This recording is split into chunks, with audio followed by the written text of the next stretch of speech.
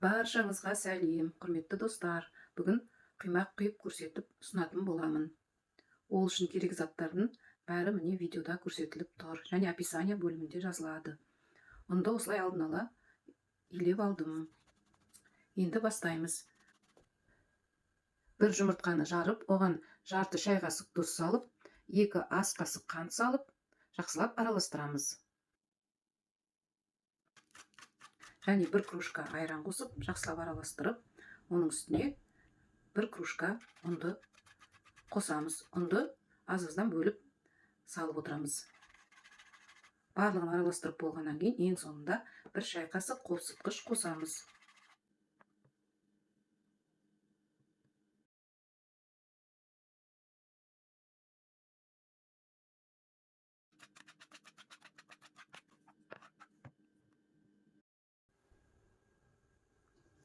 Енді табаға сұйылмай құйып, қыздырып аламыз. Және пісіруді бастаймыз.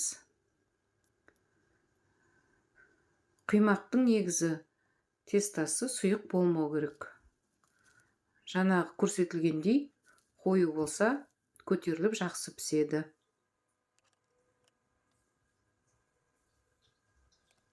Құрметті достар, каналға тіркеліп, қазақша каналды қолдап, достарыңызбен бөлісіп отырсаңыздар екен. Қоңыраушаны басып, все деген батырманы басып отырсаңыздар, сіздерге мен видео жүктеген кезде хабарлама келіп тұратын болады.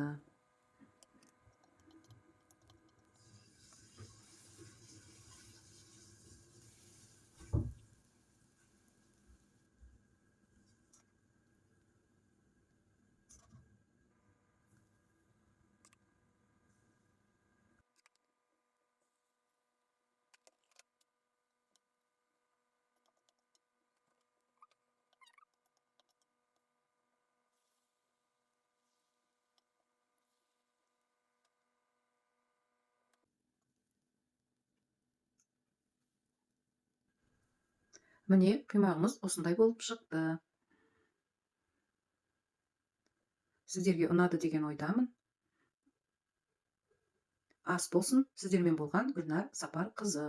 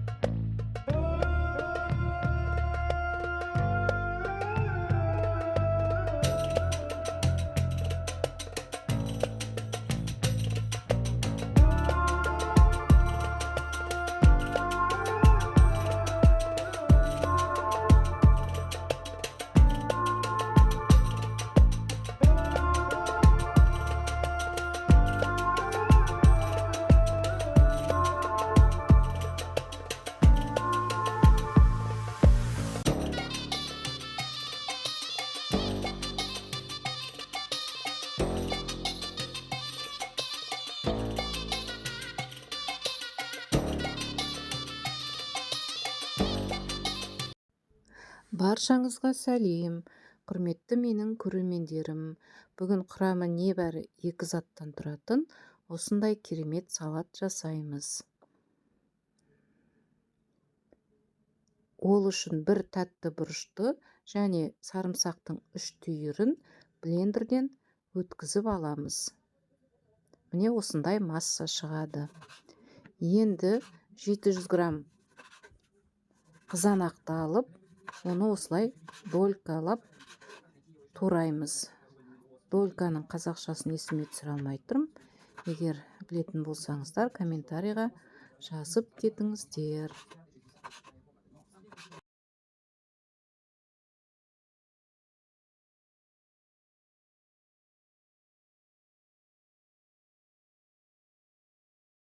Өте дәмді, өте керемет салат шығады.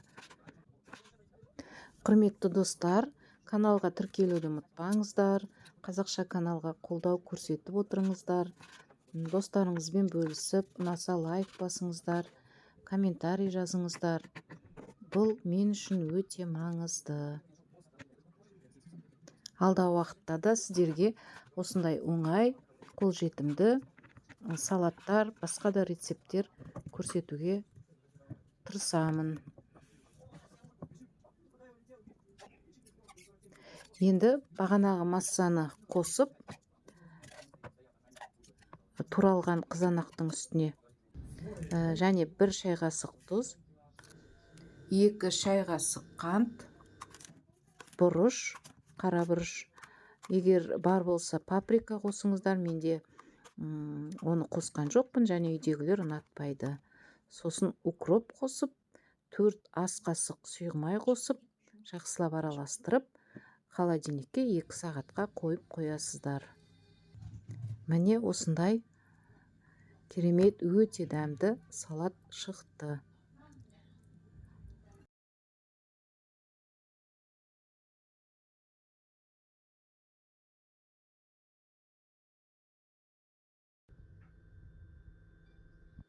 Баршаңызға сәлем, құрметті достар. Бұл видеоны мен осыдан біраз уақыт бұрын жасап көрсеткен болатынмын. Ол видео ұзақтау болғандықтан қысқартып, шағындап, қайтадан салып отырмын. Ендеше бастаймыз. Бірінші қамырды жасау үшін 380 грамм ұнға шай қасықпенен тұз және қант салып, 30 грамм май салып, 50 мл сұйық май қосып, және 150 мл су қосып, қамырды жақсылап илеп аламыз. Достар, міндетті түрде жасап көріңіздер, сіздерде де тура осындай самса шығады. Осындай қамыр дайын болды. Енді тындыру үшін судыр қалтаға салып, біраз уақытқа қойып қоямыз. Енді екінші қамырды илеуге кірісеміз. Бұл қамырда тек ұн мен сұйық майды ғана араластырып дайындаймыз. Мінекей, ол да дайын болды. Енді 8 бөлікке бөліп, осындай домалақ шарлар жасап, менде ол әрқайсысы 34 граммнан болды. Мінекей, осылай дайындап алдық. Енді манағы бірінші тестаны алып, оны да 8 бөлікке бөліп, домалақтап, шарлар жасап аламыз. Енді осы 2 түрлі қамырдан жасалған бөліктерді бір-біріне қосып, осылай, міне алдарыңызда көріп отырғандай, бірінің ішіне бірін салып, біріктіріп аламыз. Міне қайталап тағы да көрсетем.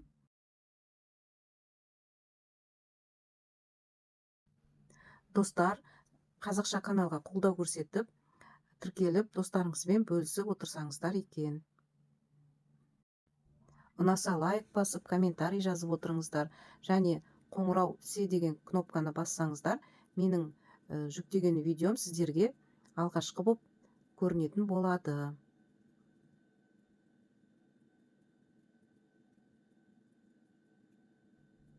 Енді бұдан кейін қазір фарш дайындайтын боламыз. Фаршқа жуа қосып, 1 картоп қосып, қалауларыңыз бойынша тұз және бұрыш саламыз. Сөйтіп араластырып, қуырып аламыз. Жуаны міне осылай етіп турадым.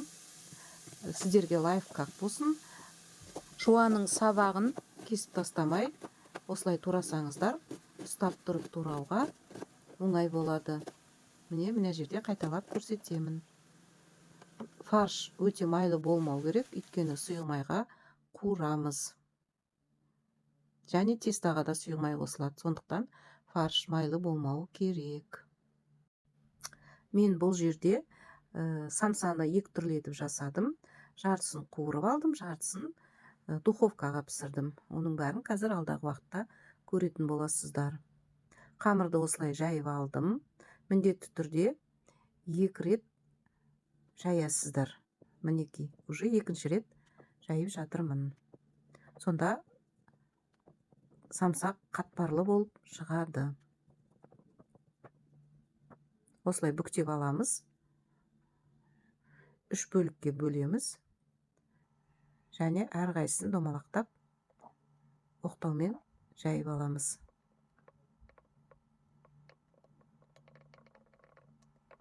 Ортасын қатты баспаймыз, шет жақтарын ғана оқтаулаймыз. Сонда ортасында қатпарлары өз қалпын сақтап қалады.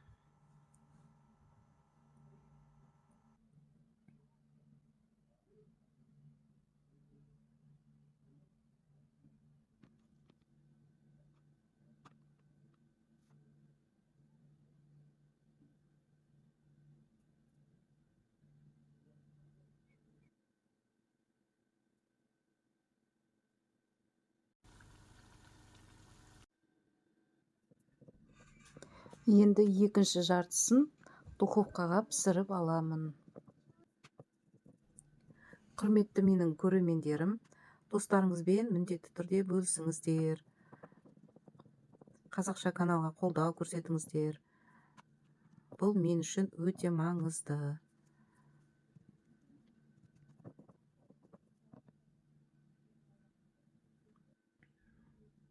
Сіздерге алдағы уақытта да қарапайым әрі күнделікті отбасыға арналған рецепттер түсіріп ұсынатын боламын. Енді духовкаға арналған самсаларды жасаймын.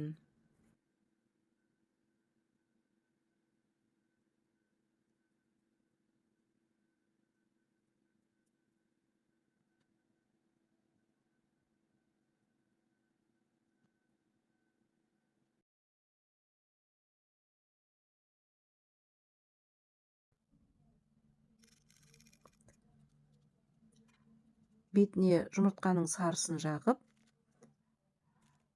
кунжут сеуіп, духовкаға 180 градуста 40 минут пісіріп аламыз. Мінекей самсаларымыз дайын. Міндетті түрде жасап көріңіздер.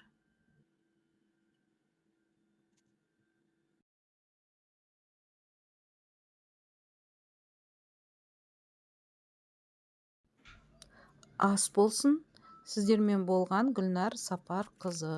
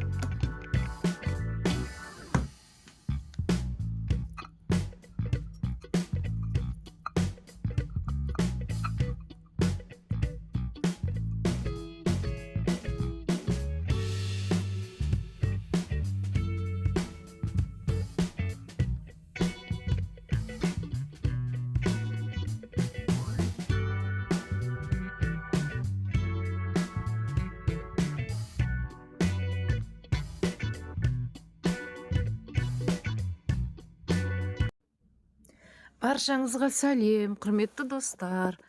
Бүгін біз блинчиктер жасаймыз. Видеоны аяғына дейін көрулеріңізді сұраймын.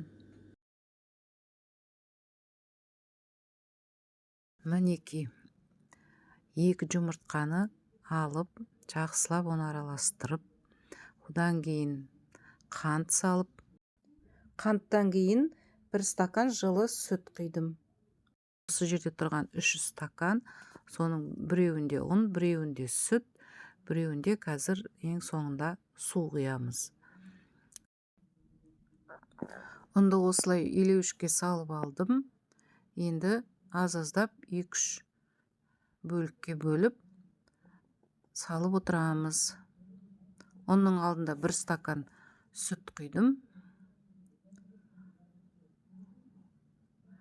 Негізі блинчик жасау өте оңай. Жас келіндер болса, бірінші рет жасайтын қыз келіншектер болса, қорықпай осы рецептпен жасай берулеріңізге болады. Міне ыстық суды ыстық күйінде бірден құйдым.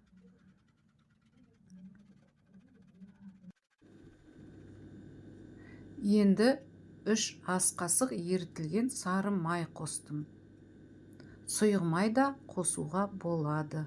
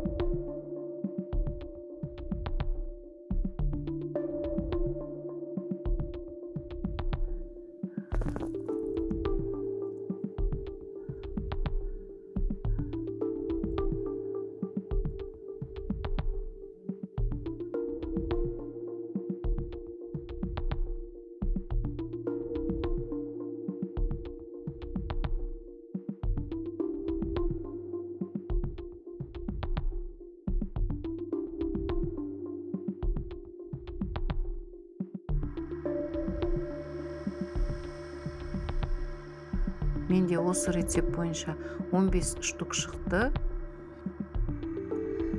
Достар, каналыма тіркеліп, достарыңызбен бөлісіп отырыңыздар. Сіздерге осындай қысқа, түсінікті етіп видео түсіруге тырысамын. Қоңырауды басуды да ұмытпаңыздар. Сонда сіздерге менің жаңа видеоларым шыққан туралы хабарлама келіп түседі. Баршаңызға сәлем. Құрметті менің алтын көрермендерім. Бүгін сіздерге осындай өте оңай кириешке қосылған салат жасайтын боламын. Ең алдымен менің каналыма тіркеліп алыңыз. Ендеше бастаймыз.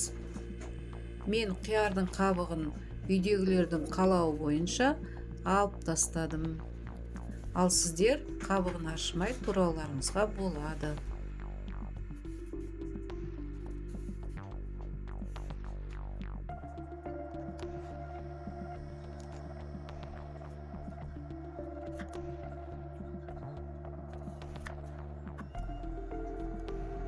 Қиярды төрт бүріштетіп турап аламыз.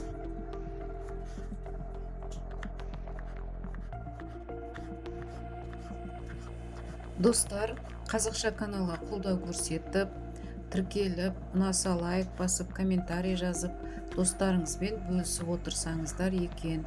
Бұл мен үшін өте маңызды.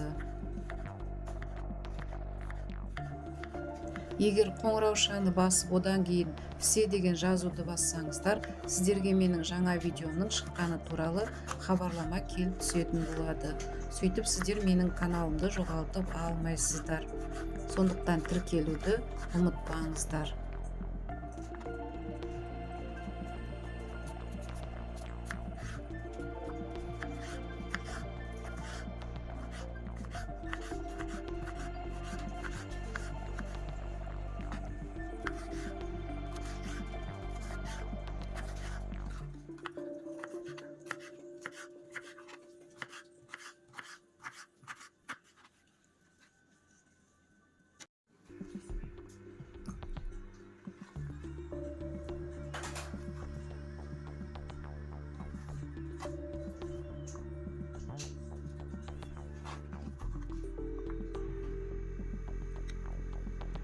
Қиярымызды турап болдық.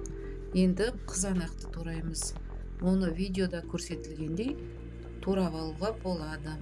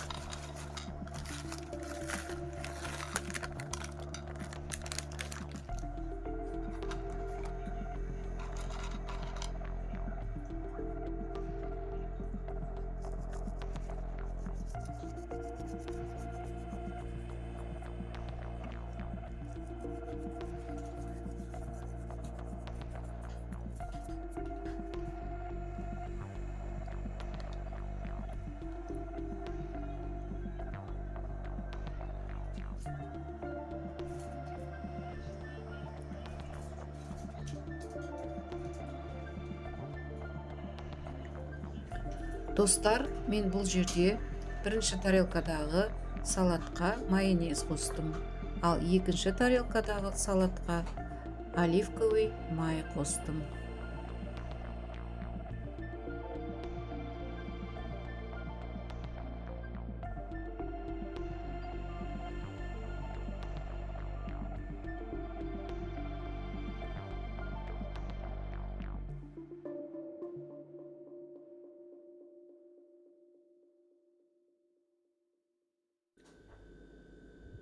Салатымыз дайын болды.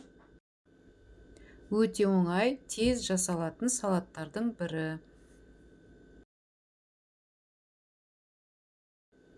Баршаңызға ас болсын.